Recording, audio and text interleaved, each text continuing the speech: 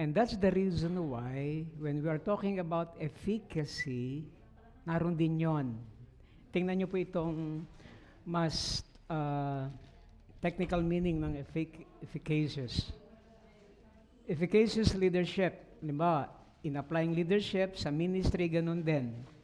In management writings, efficiency is doing things right and effectiveness is doing the right things, which is hindi naman talaga masama.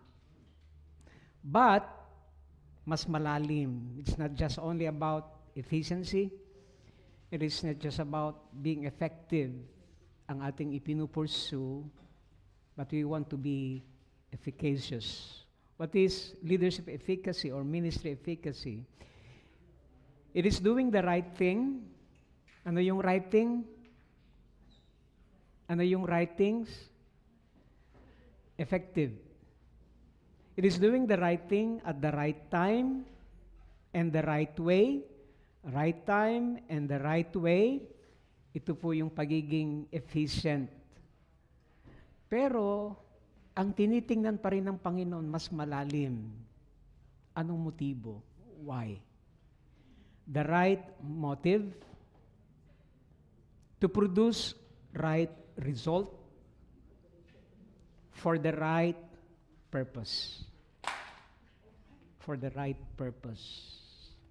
Expound ko po ng kaunti. Ano po? Expound ko po ng kaunti. It is doing the, ano nga po yung leadership or ministry efficacy? Siguro yung word na efficacy na ito, first time lang na narinig ng marami sa atin. Ano ho? But we are so bombarded na minsan nagiging intimidating or hindi man intimidating ay nagiging, kumbaga, parang pressure when we are talking about effectiveness and efficient. Pero dito makapagpapahinga tayo kasi it's not about us. Ang intentional disciple-making culture, trabaho yan ng Diyos. Amen? Na tayo ay sumasama lamang. Kaya ito po yung ating, ito po yung ating magandang perspective. Leadership efficacy or ministry efficacy can be described this way. Doing the right thing. Ano yung right thing? Okay? Ano yung right thing na ating ginagawa? Making disciples. At the right time, sa ating season ngayon, the right way, with the right motive, to produce right result. Kasi kapag pinagsama-sama po natin ito, makikita natin ng efficacious ministry or leadership ay hindi lang tungkol sa skills, hindi lang ito tungkol sa strategy, hindi lang ito tungkol sa structure or organization. Ito po ay may kinalaman saan? Spiritual alignment, spiritual conviction, kingdom purpose. Minsan meron po akong narinig na ganito. Sometimes, we look at the Great Commission as a task to accomplish. But first and foremost, sabi niya, it is a life that is aligned to the King.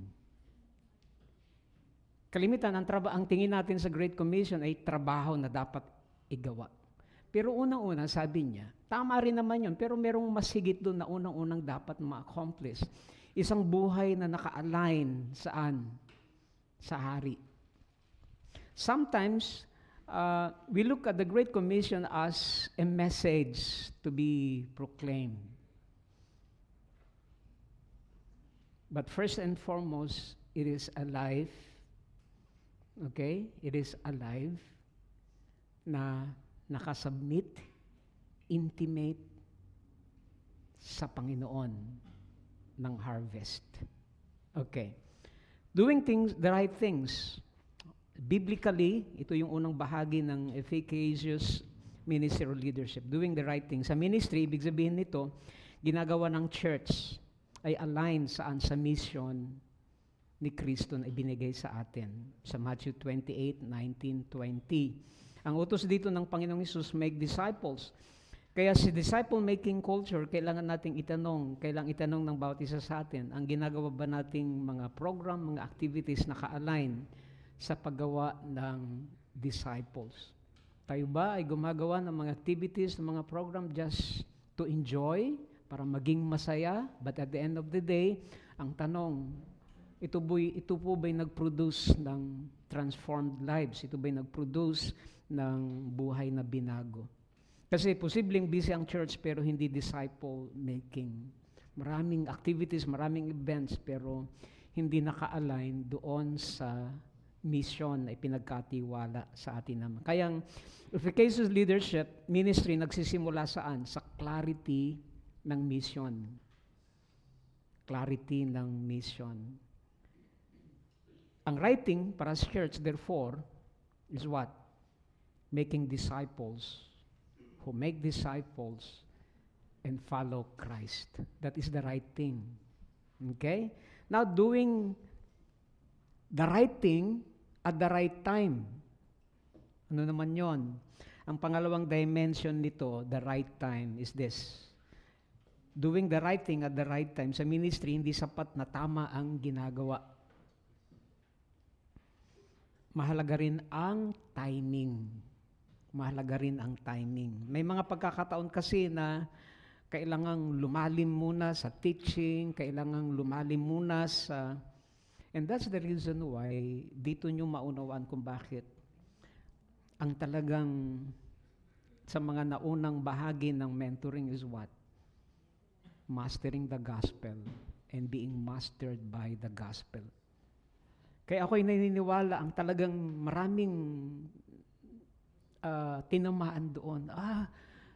Ganun pala katindi yung ginawa ng Panginoon. Ganun pala katindi, ganun pala kalawak ang ibig sabihin noon. Akala natin ay basta pagpapatanggap lang. Pero yung from Genesis 3, tapos nakita natin sa restoration, sa redemption. So, ibig sabihin, merong sa ngayon, saan ba dapat muna tayo lumalim? 40 years now, ang leading talaga sa atin ng Panginoon is to go back to the basic of the gospel. Apart from the gospel, ang isang discipleship journey na nakahiwalay sa lalim at pundasyon ng gospel is just an activity na idinadagdag natin sa ating maraming kabisihan. But when ipinundasyon natin ang discipleship saan? Sa transforming power of the gospel. Kasi hindi lamang ang Holy Spirit ang nagbabago. We are being challenged to be faithful sa message. Napakaliwanag.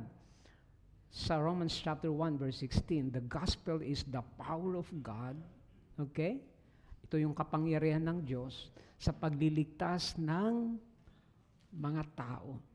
So, and no wonder, marami rin akong nakita na encourage sa mga program. Oo nga, kailangan umpisahan natin sa church. Ito yung journey na ito yung model na ito yung pattern na ito. At maraming pagkakataon, hindi nakakapagpatuloy. Why? Foundation. Merong dapat unahin muna. At salamat sa Panginoon, inilid tayo ng Panginoon na mag-master muna tayo sa gospel. Mag-master muna tayo. And as we master the gospel, we are being mastered by the gospel. At kapag nakikita na natin that we are being mastered by the gospel, yun na yung pagpapasimula ng journey sa discipleship. Kaya ang baon natin, ang pundasyon natin is the gospel.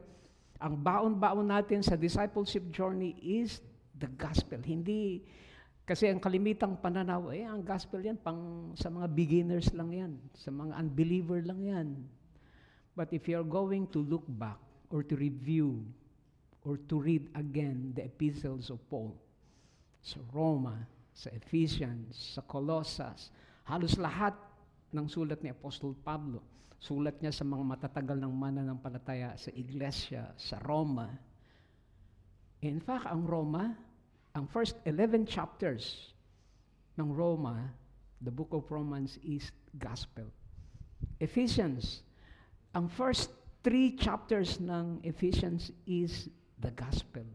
Colossians, ganun din. It is all about the gospel. Na bago magbigay ng instructions si Paul, mga practical instructions, he see to it na nakapundasyon saan yon? Sa gospel.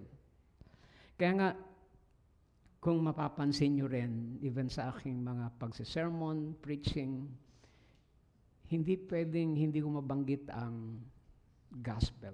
Kasi doon tayo humuhugot ng life application. Doon tayo humuhugot ng Christian living. Kasi kung ang parang focus lang Christian living, be like this, saan mo dapat hugutin yon? Nakalimitan, o magpatawad kayo. Kasi masaya ang isang church na nagpapatawaran, lalago. Pero mababaw yon na motivation. Pero ang lagi kung babalik tayo sa gospel, ito ang ginawa ni Kristo, ito rin ang gawin mo. Done, do principle. Even sa ating mga pagtuturo, even sa simple Bible study, done, do what Christ has done. Kung ito ang ginawa ni Kristo, then do this. My point is this. So when we are talking about the timing, saan tayo dapat muna lumalim? At dito nyo maunawaan kung bakit meron tayong mga gospel mentoring. Yun na yung discipleship. Pero yun yung pinakang pundasyon ng lahat ng ating ginagawa. Is it possible na sa timing na ito, baka meron pang mga pananaw na dapat baguhin, dapat na itama, o kailangan ng more encouragement, kailangan ng leadership focus, o baka ang kailangan is mas ma-impart pa yung pangitain, yung vision. Kaya yung sa inattend namin ng mission conference, isa lagi, we caught the vision. At yung vision na yun yung talagang buhay nila. They think, they speak, they live, they walk according to the vision na pinagkatiwala ng Panginoon. Kaya may mga panahon din naman na para mag-focus sa evangelism. Doon muna. For example, meron akong mga nalalaman na mga small groups na sila nang magkakasama for 12 years na, for 8 years na. And yet, sasabihin natin, this is, pero 8 years na yon at kayo-kayo pa rin, merong dapat na mag-refocus. Baka sa evangelism. So, yun po yung timing. Baka ang focus, yung timing, discipleship training, paghahanda. Kaya, doing the right thing at the right time. Question, are we doing the right thing at the right time? By the grace of God sa SCBC. Now, number 3, doing the right thing in the right way. Yun po yun, the right way.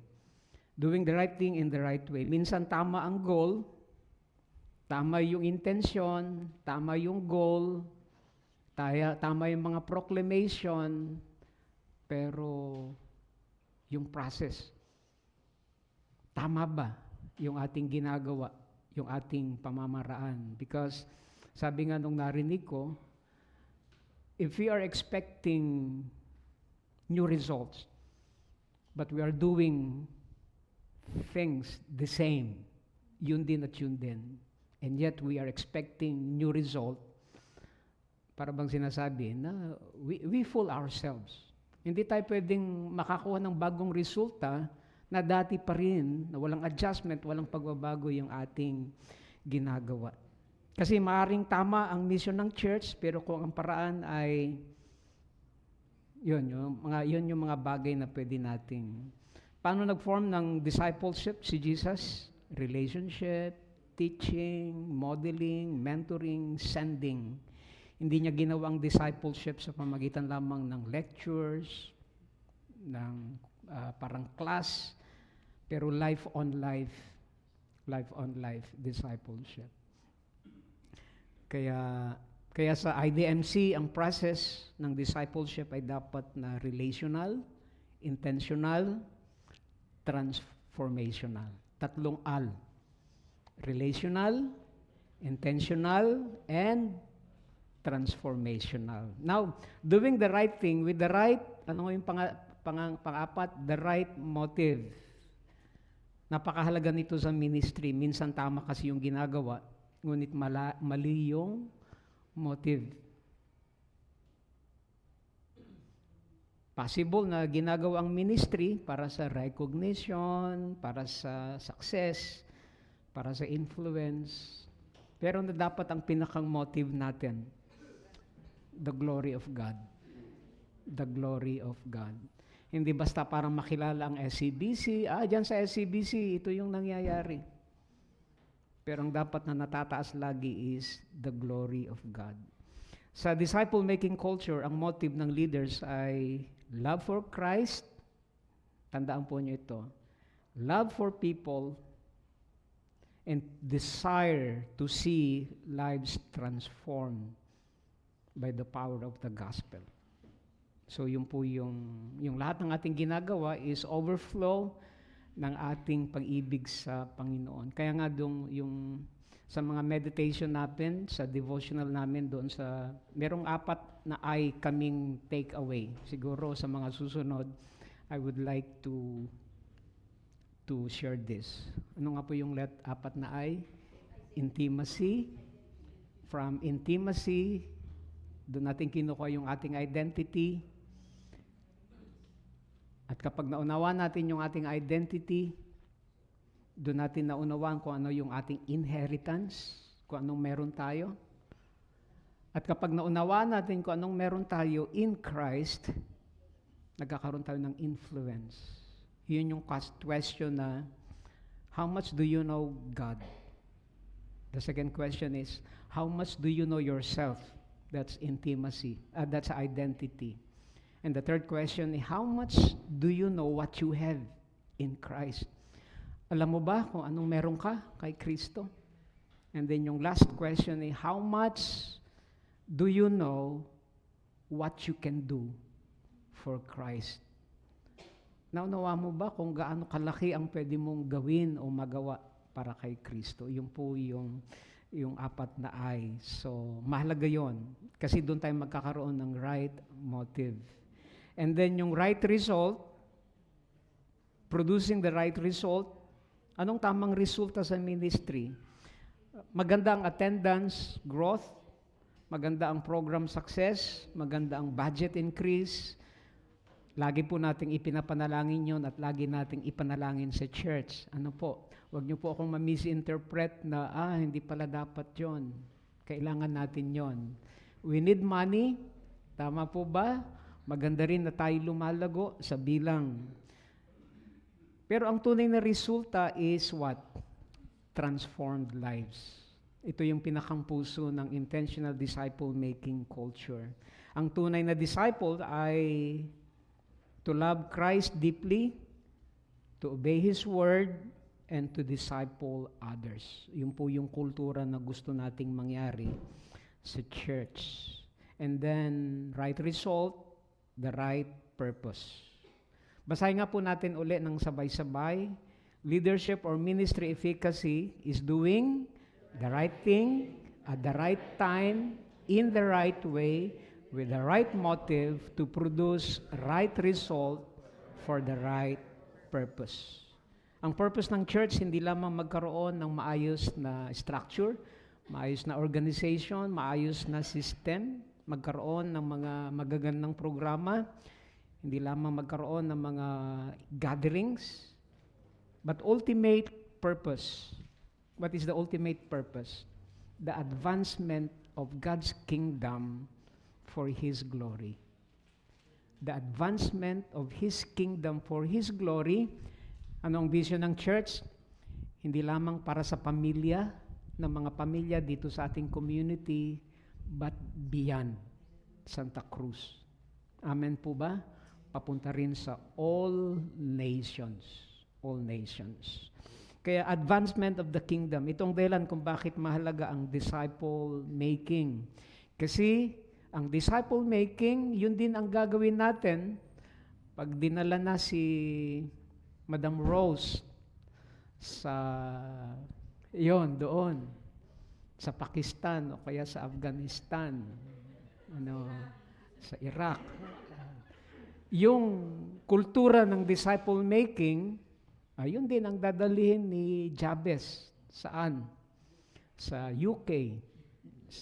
Kung saan tayo dadalhin ng Panginoon. Hindi lamang dito, sa mga malalapit na lugar, iyon yung discipleship.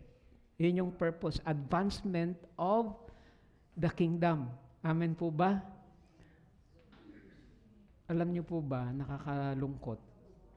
nakakalungkot na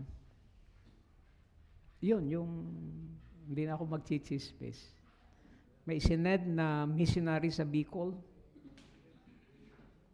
Nung nakarating sa Bicol, ang ginawa ng binatang missionary, nanligaw, na compromise yung ministry, wala sa tamang asal, wala sa tamang... Kaya ang nagsasuffer ngayon, hindi lang siya, yung buong ministry, yung buong mission. What's my point? To make disciples of all nations. Sino ang ina-expect ng Panginoon to make disciples?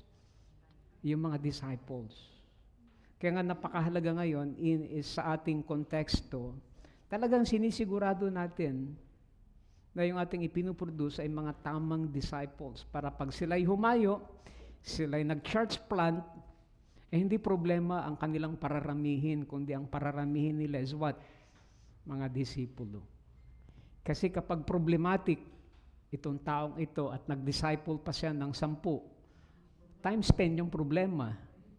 Amen po ba? Kaya ang tanong, ano po ang ang gusto nating paramihin? Mga tunay na alagad o problema?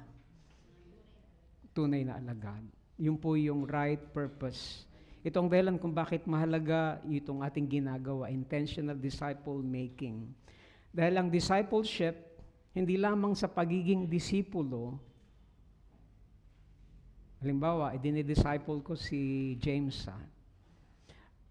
Hindi lamang natatapos doon sa nakikita ko yung mga katangian ng pagiging tunay na disipulo.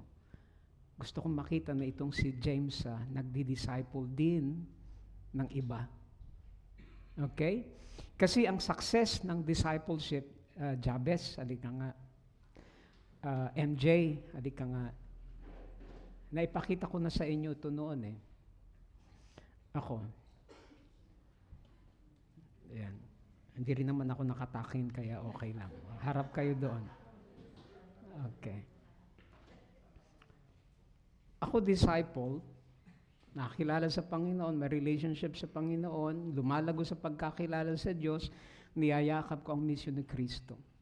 At ang pagiging disciple, hindi lamang sa aspetong yun, kundi ako rin ay nagdi-disciple. Technically, yun yung meaning ng disciple. Hindi lamang nakakilala sa Panginoon, binabago ni Kristo, at niyayakap ang misyon ni Kristo, subalit ang tunay na disipulo ay nagdi-disipulo rin ng iba. Okay? Now, am I successful? Not yet. Paano ko masasabi na ako'y successful sa discipleship? Kung itong aking tinuturuan ay nag-disciple din ng iba, at yung naipasa ko sa kanya ay maayos din niyang naipapasa sa iba. Kaya ang success ng discipleship, hindi dito sa first generation, hindi dito sa second generation, kundi saan?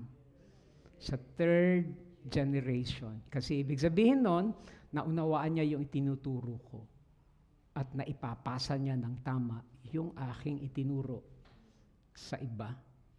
Kaya ito ganun din, magdi-disciple din ng iba. Okay? Ang tanong, nasaan na tayo? First generation, second generation, or sa third generation? So, anong direksyon yan? Thank you mga kapatid. Purpose. advancement of the kingdom for His glory. Kaya nga, ang church na nagpuproduce ng mga disciples at disciple makers, lumalago sa kingdom. Kaya nga, ito po yung mga implications natin. As ministers or leaders, we must clarify the product. We must design the right process. And we must cultivate the culture, and we must depend on God Himself. Kaya doon ko po gustong mag-conclude ang session this morning, at mamaya ay pag-aralan natin anong klaseng disipulo ngayon. Kasi paulit-ulit yung narinig sa akin, anong klaseng disipulo, anong makatangi ng tunay na disipulo ang dapat nating maunawaan if we want to pursue the right product, if we want to clarify the right product. Okay? So meron po ba kayong naunawaan this morning? Okay. Overloaded na po ba tayo ng information? Hindi nyo na po ba manguya? Once a month lang naman, kaya pagtsagaan nyo na po. Daanin na lang natin sa kain mamaya. Kaya salamat po sa Diyos. Okay, tayo pong lahat ay tumayo, and temporarily, we want to conclude this session this morning. I hope marami po tayong naunawaan, marami po tayong take away. Okay? Ano nga yung leadership efficacy? Doing the right thing at the right time, in the right way, with the right motive, to produce the right result for the right purpose. Ito pong prinsipyong ito nakakapagpagaan sa ating paglilingkod. Amen po ba? It's not about us, sumasama lamang tayo sa ginagawa ng Diyos. Ang credit hindi sa atin, ang credit saan? Doon sa sinasamahan natin. Okay? Tayo pong lahat ay manalangin. Sino po ba? James, pwede kang mag-close a prayer? Pag-pray nyo na rin yung pagkain natin. Sige po, tayo pong lahat ay tumungo at manalangin.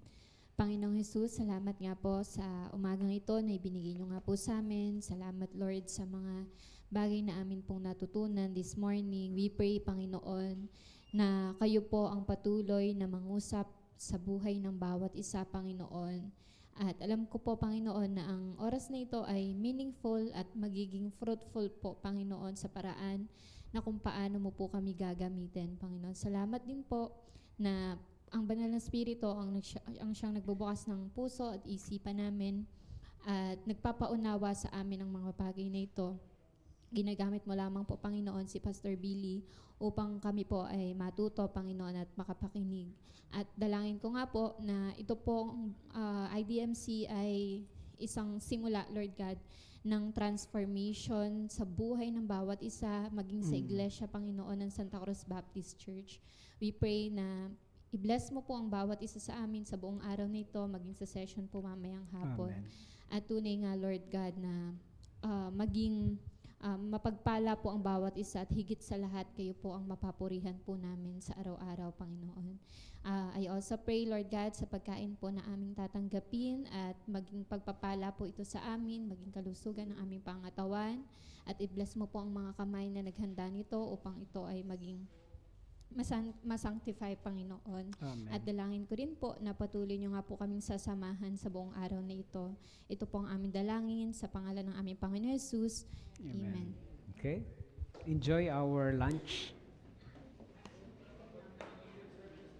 Nagpagawa po ako ng isang lechon.